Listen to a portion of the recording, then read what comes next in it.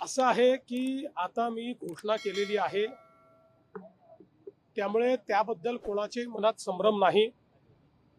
काही लोक वेगवेगळ्या गोष्टी पसरवण्याचा प्रयत्न करतात। कोणी म्हणतं राष्ट्रीयकृत बँकेची होणार नाही, कोणी म्हणतं जिल्हा बँकेची होणार नाही, कोणी म्हणतं या सोसायटीची होणार नाही, कोणी म्हणतं त्याची होणार नाही।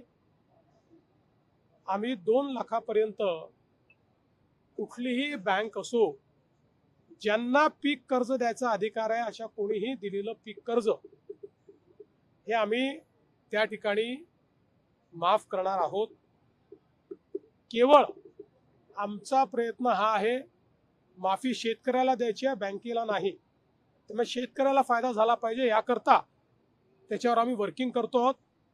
आम्ही यापूर्वीच सांगितलेलं आहे की 30 जूनच्या आधी आपण कर्जमाफी करणार आहोत।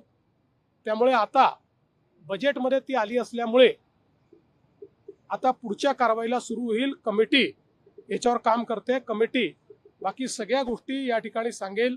एवढंच सांगतो, जुन्या कुठल्याही कर्जमाफीपेक्षा चांगली ही कर्जमाफी असते।